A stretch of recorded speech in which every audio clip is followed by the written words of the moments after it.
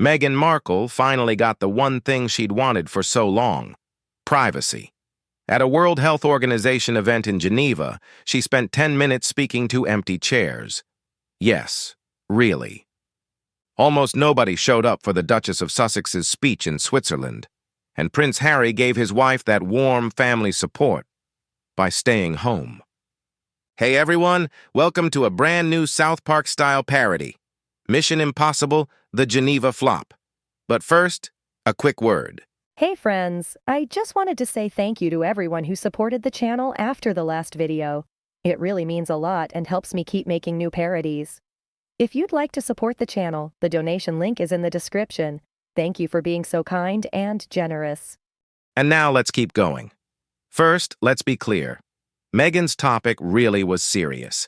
In Geneva, she unveiled a memorial dedicated to children harmed by cyberbullying.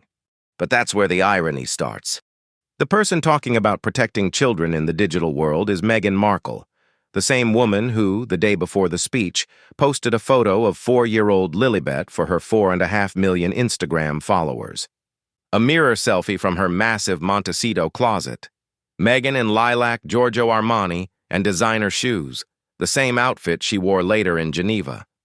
Behind her was a wardrobe that experts have already valued at about $250,000.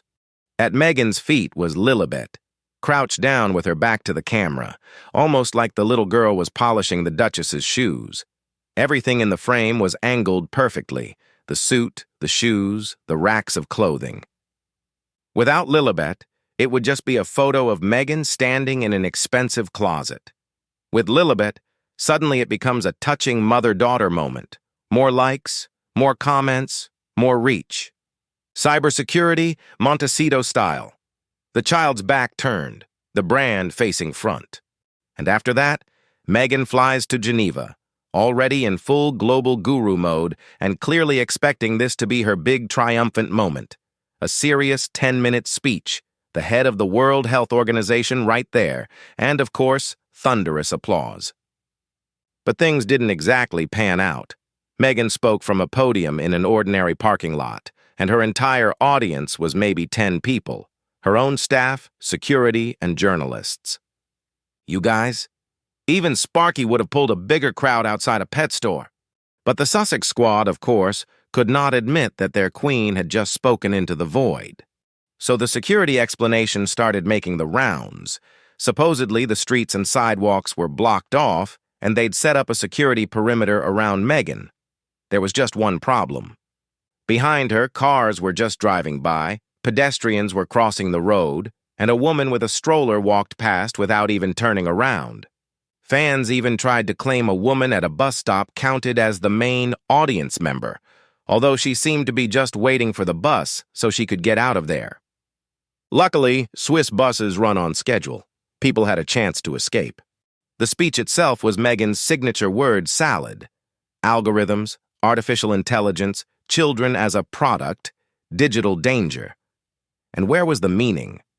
Apparently, it got lost somewhere between the first paragraph and the need to look very important. Critics have already called it incoherent gibberish, one simple idea buried under so many smart-sounding words that nothing was left but fog.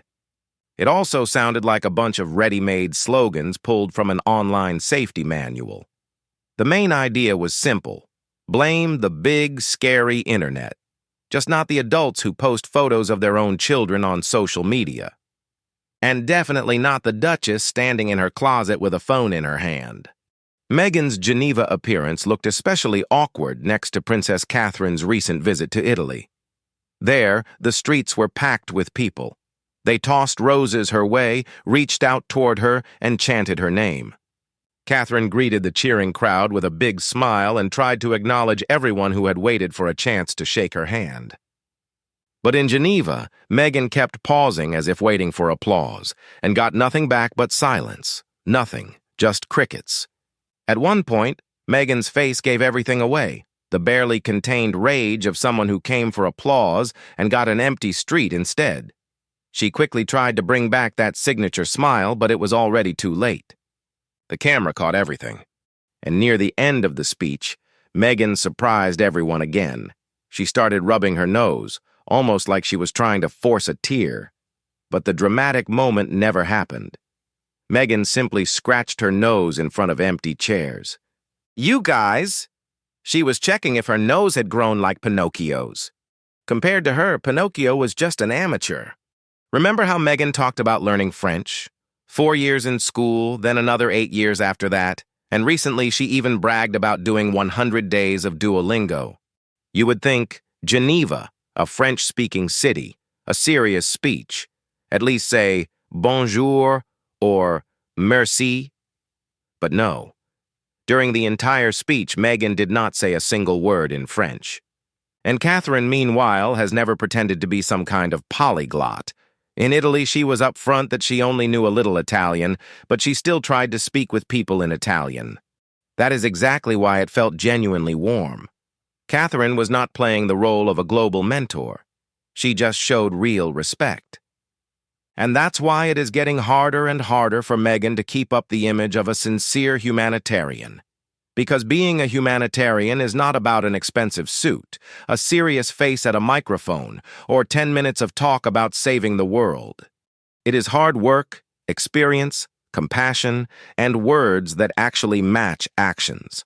And when someone talks about protecting children in the digital world while turning a child into part of an Instagram picture, trust starts to fall apart. Now let me know in the comments. Do you think Meghan's speech really helped anyone? Or was Meghan the only one who got anything out of it? Friends, if you enjoyed the video, please hit like and subscribe to the channel. And if you would like to support the creation of new parodies, you can donate on Ko-fi. The link will be in the description under the video. Thank you so much for watching and for your support. See you in the next one.